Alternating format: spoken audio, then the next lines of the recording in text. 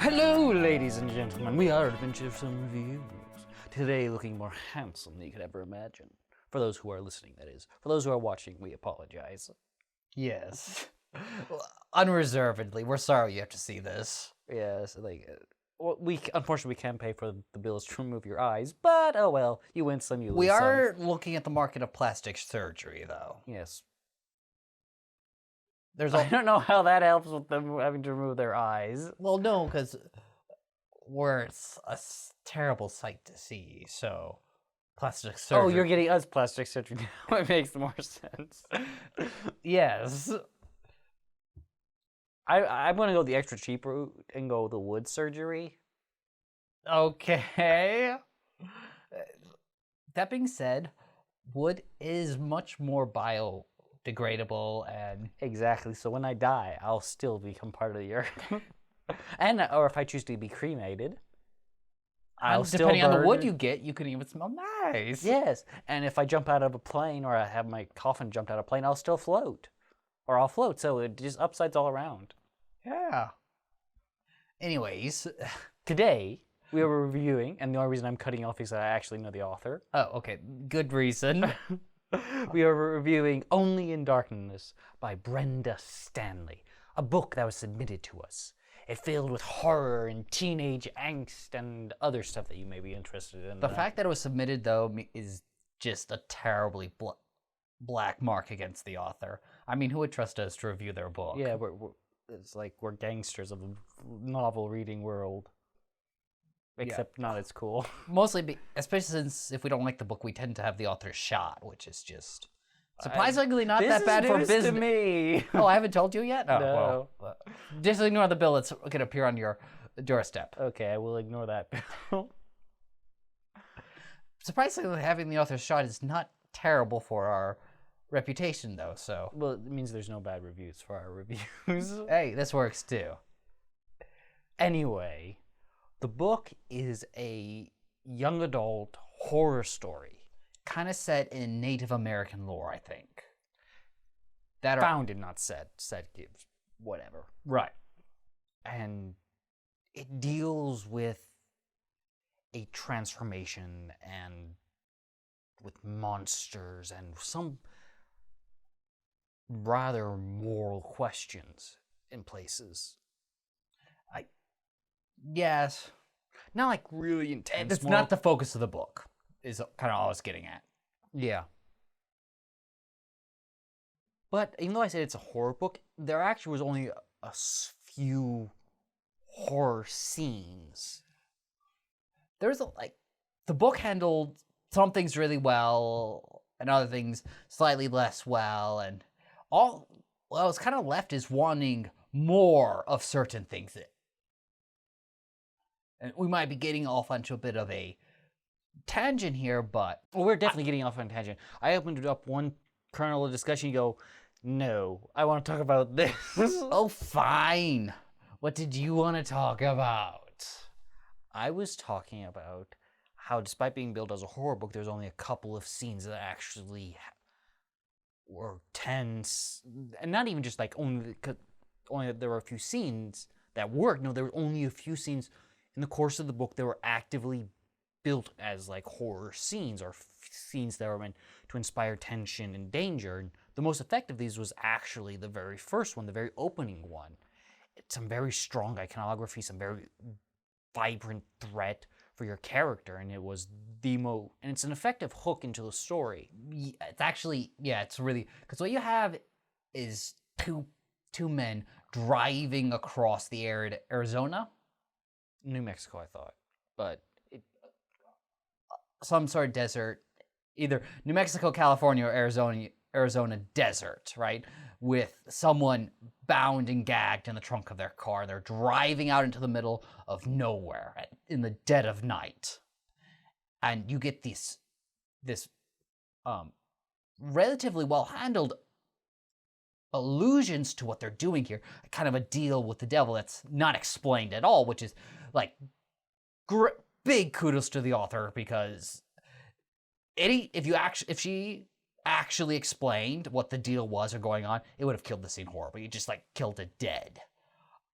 And what eventually you find out is that they leave this pedophile in the middle of a desert, and then they book it, and the last thing the pedophile sees is a pair of glowing red eyes in the dark.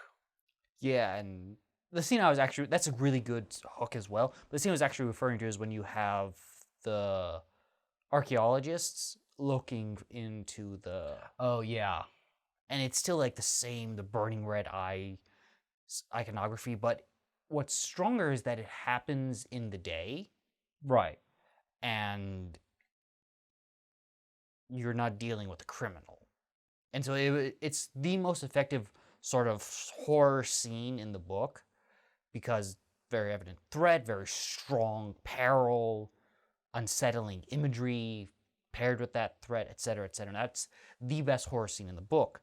But after that, the horror scenes were few and far in between, and they never really exerted the same threat. It's because the book to me kind of lacks focus. It went in so many different directions and didn't commit to any single storyline as this is the primary narrative. Well, it had a primary narrative, but it went about it, I don't know what the word, disjointedly. Because you start off, the author introduces you to the present day. You get one or two chapters with your main character, and then she jumps thousands of years into the past to explain what the main thrust of the novel is. With a side story. Then you get a few more chapters with your main character, then you go a couple 30, 40 years back into the past, and then you finally get into the main. But even then, she continues jumping back into the past for side characters and side narratives that could really all happen and be revealed in present and day. Would have been more effective handled in the present, especially since the first one where you go back to the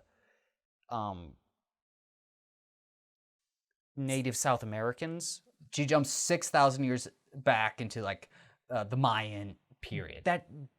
That basically tells you what the monster is. It explains everything, how the monster works, and which would be effective, except the rest of the book makes a significant issue of withholding that information from you, or rather withholding that information from the main character. So what you kind of have is you have two diverging desirable narratives, right? Because the main character, or do you want to explain what the monsters are? I don't know. Okay, so you figure out really early on what the gimmick behind the monsters are, and gimmick is the wrong word, but what have you. And so almost immediately you learn what, because the main character is one of these monsters, right? But he hasn't like a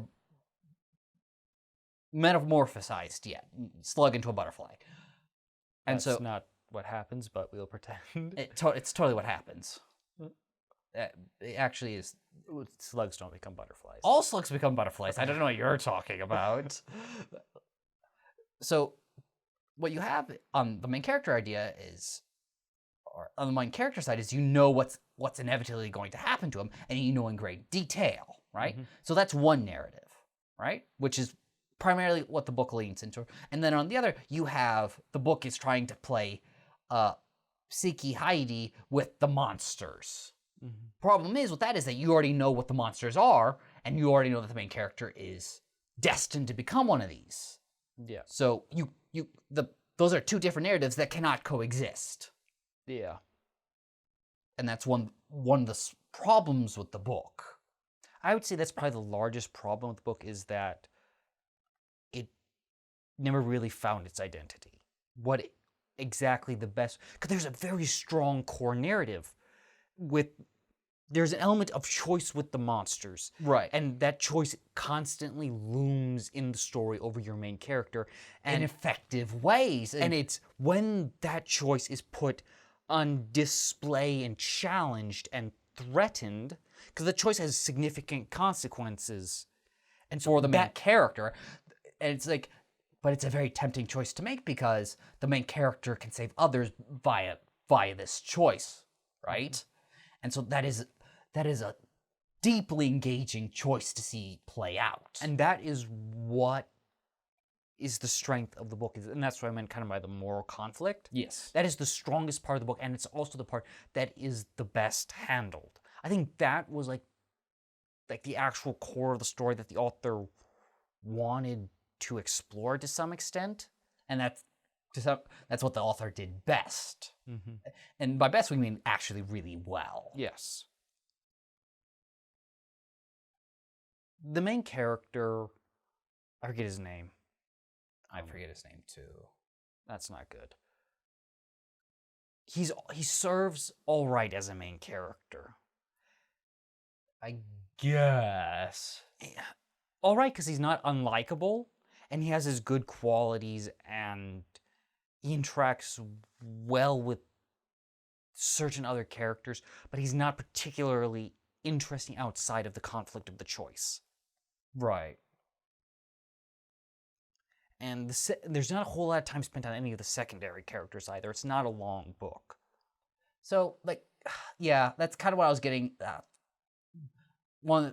wanted to see more time spent on the characters and actually delving into them a little bit. Because you have the main character, his father's missing, uncle's gone, so he's living with his mother and his grandmother on his mother's side. And actually, this is the three best handled characters in the book, and by a long stretch, because his mother knows what's going on, but she's not telling him anything except in old folklore tales, which is kind of a roundabout way of trying to prepare him for his inevitable transformation. His grandmother, not his mother. Sorry, his grandmother. His mother, on the other hand, disbelieves all these things. And so there's this incredible tension between the mother and the grandmother that he's caught between. Mm-hmm. Yeah. But then you get into all the other characters, and not enough time is spent on them. And they're all they're not, the time that is spent on them, it's on these offshoots that we were talking about, like in the beginning, where you jump back in time, rather than feeding into the main narrative or having him encounter them via the main narrative just continuing. And part of it is that the main narrative never threatens the main character, or never until the very end. And then it's a very upfront and straightforward threat, which really is not what horror is about. Yeah, so I agree with you, but also I read most of the book as me hoping that he would find a way to avoid his inevitable fate, right? Yeah. And you'd manage to find some sort of happy ending. Yeah. The problem with, and so and that's what actually kept me going throughout the book, because nothing actually happened in the book. The hero did not pursue any goals, really. The story kind of just twiddled its thumbs into the villain kind of eventually showed up and started pushing the story along. Because, yeah, the reason the story twiddled its thumb is because the story's trying to ride on the mystery of what the main character is and what's going on with the environment. But again, that doesn't quite work because, the author already gave us all this information. So so you have the main character, and he's wondering what's going on and trying to, except he's not even trying to figure out. He's just wondering what's happening to him. But us as the readers, we already know the entire story. Yeah. And so the book twiddles its thumbs as we're waiting and low-key dreading the inevitable transformation that we know must happen.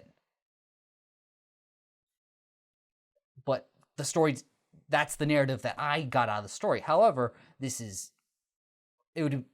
story did not build it as, the hero did not play into this at all by trying to avoid this inevitable transformation. Well, but the thing is that the story never put any burgeoning threat to force him to make the choice. You knew the choice was coming into the future, and you didn't understand why he would, quote unquote, make the bad choice versus the good choice, because the bad choice has significant consequences. Other than the fact that he does not know what those consequences are, but we as the readers do. We didn't know. That was actual information that was not given to us straight out. We just know that there's a choice to some extent, and there's a good side and a bad side to that choice. And that's bits of the information that get fed out to us in the latter half of the book. And that was like another small thing, is that the book built itself as like a significant amount of mystery, but once the mystery was actually revealed, there wasn't really a whole lot there. And like there was some uncertainty for the elements of the bad choice, what happened, the benefits of it, the negatives of this, but there was almost nothing for the good side of the choice at all. And it was just, you built up this huge mystery, but there was not a whole lot of unknown information. Because we were already told it, but also not a whole lot to that information besides you're a special kind of individual with a choice. The book kind of used its time a little poorly. Because, like I said, I would have liked more time spent on the characters, because he has a girlfriend, right? But no time at all is spent on building their relationship at all. No, it's like most of the scenes about them is alluding rather effectively, mind you, but alluding to a unfortunate incident in their past that they kind of both remember, and it's caused this great rift between their two families there, because they were childhood friends, but they just suddenly reconnect, and they're just immediately head over heels for each other. Yeah. Right? Love at first sight, and just no time at all is spent on one, building the relationship, or actually building them as two characters who slot together. Yeah. And this mystery of what happened to their past is another one of the things that the book handled well. Yes. The readers kind of know automatically what happened to it. And then there is a slight reversal that worked really well, actually. It was one of the better mysteries in the book. Yes, but that reversal left a question unanswered. Okay. Or either left a question unanswered or rendered a fairly significant discrepancy. And I don't want to get into it because that's extreme spoilers. Yeah, right. And continuing with the character, it's just, I would have liked to see more time with the characters, is the villain, right? I kind of expected the villain to be a character we meet in one of the flashback scenes. He's not. Yeah. The villain is almost an entirely random character. Yes. And it was just like, you kind of want the villain to be present in the story, to move it along almost as much as the hero. And the villain does move it around a little bit, but again, it's just very little time is given to the antagonist. And he's completely overshadowed by other potential antagonists. The looming threat of the main character's transformation is a far greater antagonist and just thing to dread in the story than the actual villain. Which, once again, just means that was handled really well. Another thing was handled well is another character's eventual resurgence. I kind of like that. Yeah, that was well handled. Obviously, very vague. Yes. We are being so useful. Yes, we're always useful. These reviews are just the peak of usefulness. The prose was decent. Nothing really fancy, but decent. The book is written in third person and first person. First person suits the author's style much better. I'm going to pretend I remember what you're talking about and nod. You should. I am correct about all things. You are, O Lord and Master. Finally, the praise and worthy titles of my name. I think that's all I have to really say about it. I probably would have rated the book about 3.5 stars, depending on the scene or the moment or how generous I was feeling on the day. Yeah. Not a bad book. Some good scenes, but a little bit lost. Unfortunately. Au revoir, mademoiselles. Do svidania. We will conquer you all in due time. Look to our coming from the east on the 4th day. That's the 5th day, I think. On the 13th day, because 13s are cool. Cool, and we're all about being cool, kids. Totally. Fare thee well, our future friends.